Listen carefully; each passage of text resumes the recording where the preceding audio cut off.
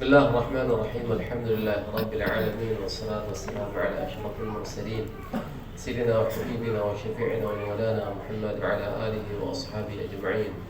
سبحانك لا علم لنا إلا ما علمتنا إنك أنت العليم الحكيم.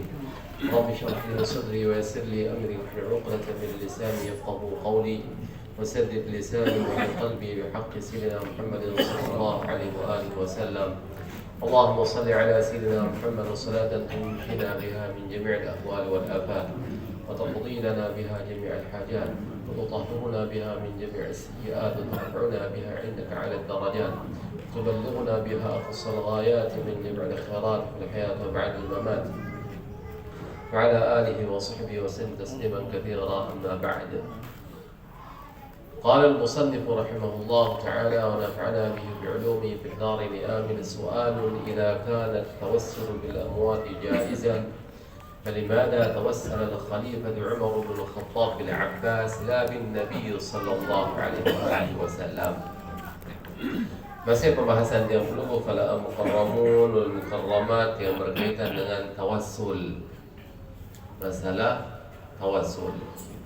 Karena merasa menduikan bahwa masalah tawassul niki adalah merupakan permasalahan yang sering disebut-sebutkan pada zaman makin niki tentang kebolehan dan tidaknya. Sementara dia menunggu ulama ahlu sunnah wal jamaah ikutan dia menunggu dari dulu mengatakan tawassul tersebut hukumnya boleh dengan dalil Al-Quran dan hadis Rasulullah Sallallahu Alaihi Wasallam.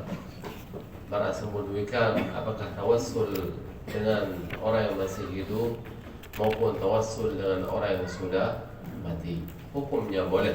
Merasa menduikan bahwa dinarak beda dengan hidup maupun dengan mati karena saling memberikan manfaat dan mudarat hanya Allah Subhanahu Wa Taala. Adapun orang yang tersebut hanyalah sebagai sebab. Kemudian makin permasalahan sekiranya tawassul menggunakan orang yang meninggal niki kangguan lagu ikambelai oleh zaman Sayyidina Umar ketika Sayyidina Umar menjadi khalifah maranika. Sayyidina Umar radhiyallahu anhu beliau tawassulnya dengan Al-Abbas. Al-Abbas, Sayyidina Abbas adalah paman Rasulullah Sallallahu Alaihi Wasallam. Pada saat tawassulnya tersebut, Sayyidina Abbas masih hidup. Kemudian Rasulullah Sallallahu Alaihi Wasallam sampun meninggal dunia. Maka tawassul langsung Sayyidina Umar, istri Nabi Muhammad Sallallahu Alaihi Wasallam sampun meninggal dunia. Maka pang tawassul Sayyidina Abbas radhiyallahu anhu. Sekiranya ganggu tawassul tersebut dengan orang yang sudah meninggal dunia, jelas lebih utama tawassul dengan Rasulullah daripada yang tawassul dengan pamannya Rasulullah sallallahu alaihi wasallam. Dan inilah yang mereka lontarkan. Dan ini bisa membuat yang belum niki berfikir ulang. Lamun dia pirangan pendalilan mereka tersebut. Nabi unintong tiang pelungkuh niki mi ahamro tetun wah maknikah. Lamun Nabi bahasa ulama menanggapi syubhat mara baru nikah. Qala ulama nafa'allahu bihim. Ulama menjawab dan tiang pelungkuh menjawab mara nikah. أما توسل سيدنا عمر بالعباس رضي الله عنه فليس فيه دليل على عدم جواز التوسل بغير الأحياء. Adapun tawassulnya Sayyidina Umar dengan Al-Abbas radhiyallahu anhuma, maka tiadalah yang demikian tersebut merupakan dalil atas tidak bolehnya tawassul dengan selain orang yang masih hidup. Dari tawassul Rasulullah dengan orang yang masih hidup, tawassulnya Sayyidina Umar dengan Sayyidina Abbas yang masih hidup, itu tidak menafikan kebolehan tawassul dengan yang sudah meninggal dunia. Karena mereka tidak ada larangan. Cuma beliau Sayyidina Umar memilih bertawassul dengan yang masih hidup, tanpa ada pernah keluar larangan dari Sayyidina Umar mengenai kebolehan tawassul dengan yang sudah meninggal dunia. Yang membahas marah balu, فليس فيه دليل على عدم جواز التوسل بغير الأحياء. Cerita hak baru ni tidak bisa dijadikan sebagai dalil atas tidak bolehnya tawassul dengan orang yang sudah meninggal dunia. Wa innama tawassala Umar bil Abbas dun an-nabiy sallallahu alaihi wasallam liyubayyana lin-nas anna at-tawassul bighairi an-nabiy jaizun la haraja fihi. Hanya saja Sayyidina Umar tawassul dengan Sayyidina Abbas yang masih hidup untuk menjelaskan kepada orang-orang bahwa diperbolehkan tawassul dengan selain Nabi Muhammad sallallahu alaihi wasallam. Ia tujuan. Tujuan adalah ada tertawassul dengan bahwa kanggun tertawassul meskipun bukan dengan Nabi Muhammad sallallahu alaihi wasallam. Dan tujuannya tersebut menafikan kebolehan tawassul dengan orang yang sudah meninggal dunia. Wa innama khassa al-Abbas min sa'ir as-sahabati. Dan hanya saja beliau Sayyidina Umar mengkhususkan Sayyidina Abbas, bukan sahabat-sahabat yang lain, untuk jadikan sebagai objek tawassul maraknika li'idhari syarafi ahli baiti Rasulullah sallallahu alaihi wasallam, untuk menampakkan kemuliaan daripada keluarga Rasulullah sallallahu alaihi wasallam. Ini jawaban ulama mengenai syubhat yang dilontarkan oleh orang-orang yang menentang tawassul dengan al-amwat, orang yang sudah meninggal dunia, dan menjadikan kisah Sayyidina Umar dengan Al-Abbas ini sebagai dalil. Berarti jelas makin ni kesimpulan Sayyidina Umar tawassul dengan Sayyidina Abbas sama Sayyid Irub ni adalah sebagai bentuk penjelasan Sayyidina Umar kepada orang-orang bahawa tanggung tawassul dengan selain Nabi Muhammad sallallahu alaihi wasallam. Mad dalilu ala dalika? Nabi jadi dalil atas Nabi sampai ada baru tersebut. Apakah benar dalil si bahasan baru ni ke? Jawaban ad-dalilu ala dalika annahu qad thabata tawassul as-sahabati bihi sallallahu alaihi wa alihi wasallam ba'da wafatihi. Bahasanya qad thabata, telah ada, pernah terjadi tawassulnya para sahabat dengan Nabi Muhammad sallallahu alaihi wasallam setelah Rasulullah sallallahu alaihi wasallam meninggal dunia. Jadi setelah Rasulullah sallallahu alaihi wasallam meninggal dunia, ada di antara para sahabat yang tawassul dengan Nabi Muhammad sallallahu alaihi wasallam. Wa min dhalika ma rahu al-Baihaqi wa Ibn Abi Shaybah bi isnad sahih anna an-nas quhitu fi khilafati Umar radhiyallahu anhu. Suatu saat oleh zaman kekhalifahan Sayyidina Umar terjadilah musim kering, musim paceklik, kemarau panjang. Kemarau marak akhir hujan dan hujan, kemarau. Faja'a Bilal bin al-Harith radhiyallahu anhu ila qabri Nabi sallallahu alaihi wasallam. Maka datanglah seorang sahabat yaitu Bilal bin Harith lumbar di kubur Rasulullah sallallahu alaihi wasallam. Kedipan kubur Rasulullah sallallahu alaihi wasallam. Wa qala ya Rasulullah istasqi li ummatik fa innahum halaku. Membahasa Bilal bin Al-Harith di kubur Rasulullah sallallahu alaihi wasallam, Nabi bahasa istasqi li ummatika. Wahai Rasulullah, mohonkanlah hujan untuk umatmu. Ya bahasa sila ngerawas, marah ngerawas kanjeng Rasulullah sallallahu alaihi wasallam. Rasulullah di dalam kubur. Wahai Rasulullah, mohonkanlah hujan untuk umatmu, fa innahum halaku, karena mereka umatmu binasa. karena kemarau panjang pacekelik nika. Fa'atahu Rasulullah sallallahu alaihi wa alihi wasallam fil manam. Maka Bilal bin Al-Harith niki terdatangi si Rasulullah sallallahu alaihi wasallam dalam mimpi. Mimpi naik pada malam kepada Rasulullah sallallahu alaihi wa alihi wasallam. Wa qala iti Umar bin Al-Khattab wa aqri'hu as-salam.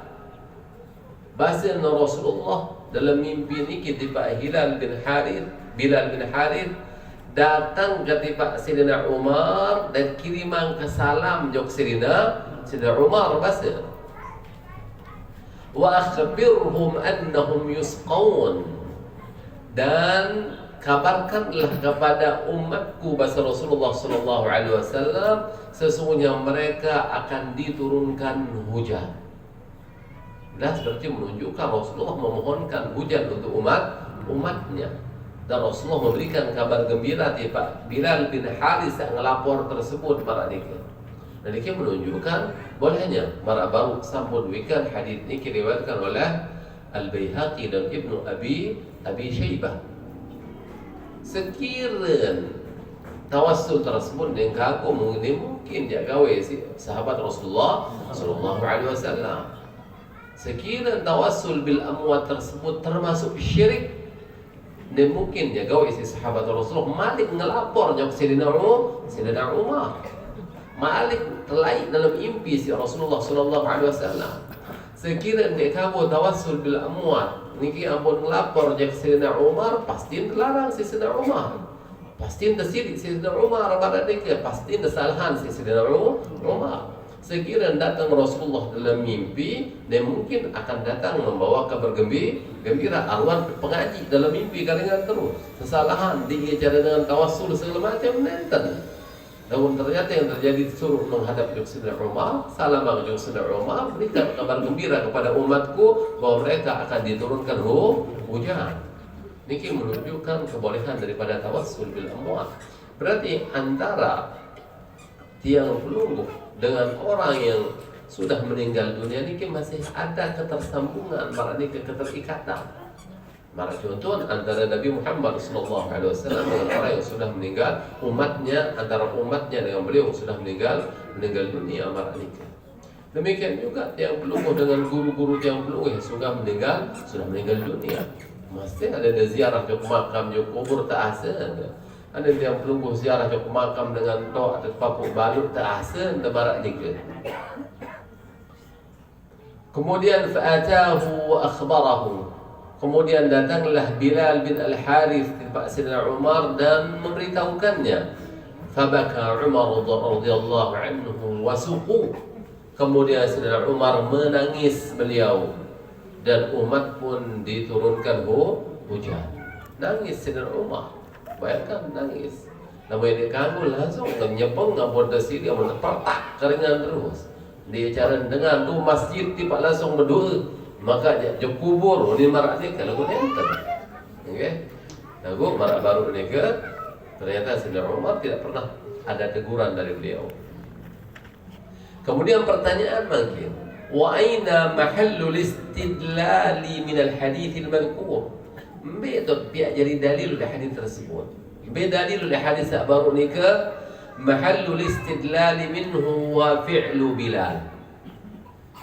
Tempat berdalil yang dijadikan dalil oleh hadis baru ni bahwa hal tersebut dilakukan oleh Bilal, wa huwa sahabiyun.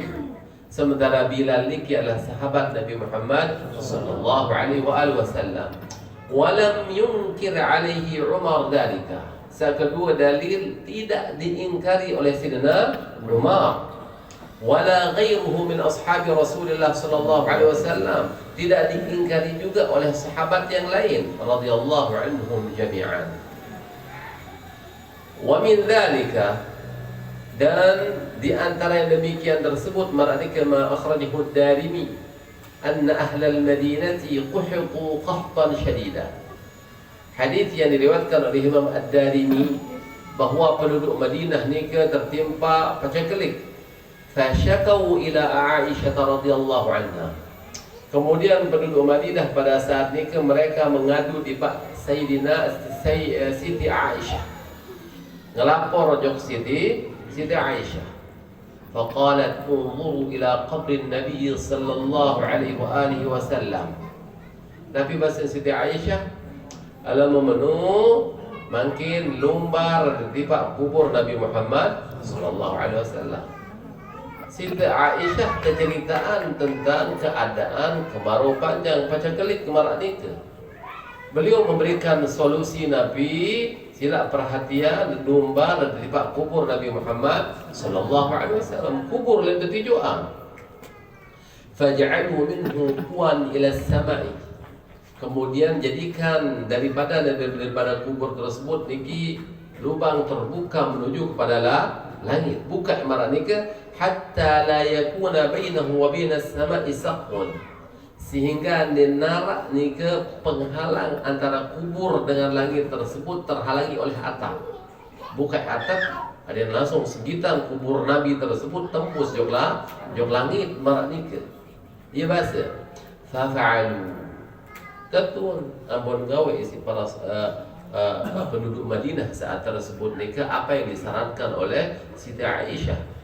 Famutiru mataran syadidan, maka turunlah hujan kepada mereka, hujan yang lebat, pun deras hujan karingan terus. Hatta nabatal ushbu wasaminatil ibil, sampai nikah tumbuh rerumputan, kemudian onta-onta menjadi gemuk, nikah subur karingan. Hatta tafattaqat minasyahmi, sehingga Nabi ratus sehingga ibilnya tersebut niki sampai berlimpah dengan lemaknya. Fasumya amal fatqi, maka dikatakan am al-fatqi, muqh jadi binatang ternak. Jadi mana niki cerita al-Mukarram, hadis diriwayatkan oleh Imam Ad-Darimi fi sunanihi, dalam sunannya insyaallah terdapat dalam kitab yang dia Bulughul Haji di dalam Rabu tersebut. Walhasil, kesimpulannya kata beliau, anna tawassul jaizun, bahwa tawassul niki ye kanggu. Lagu lamun dek kayun tawassul lamun dek kayun tawassul, dek tawassul nak jadi masalah. Dia nak jadi masalah ya tawassul maupun dek tawassul, lekin nak jadi permasalahan. Lagu dalam kitab niki yang pelungguh ingin mengetahui bahwa tawassul tersebut hukum ya ganggu. Ada dedek para dengan sak tawassul tersebut syirik. Ada dedek para dengan sak tawassul tersebut mengerjakan perkara yang terlarang nenten. Ya ganggu dengan dalil Al-Quran dan hadis Rasulullah sallallahu alaihi wasallam. Sawa'un akana bil a'mal as-salihah am bil 'ummal as-salihin. Baik tawassul dengan amal salih maupun dengan orang-orang salih. Wasawa'un kana bil ahya' am bil amwat, apakah tawassul dengan orang yang masih hidup maupun sesabun meninggal dunia. Bal tawassul waqi'un ala kulli hal hatta qabla khalqihi sallallahu alaihi wasallam. Bahkan tawassul tersebut pernah terjadi meskipun sebelum lahirnya Nabi Muhammad sallallahu alaihi wasallam. Boleh zaman Nabi Adam, masih Nabi Adam tawassul dengan Rasulullah sallallahu alaihi wasallam, padahal Rasulullah hendak menjib ciptaan. Ya insyaallah akan dia belum bahas pada mudzakarah yang belum akan datang. Wallahu a'lam bissawab.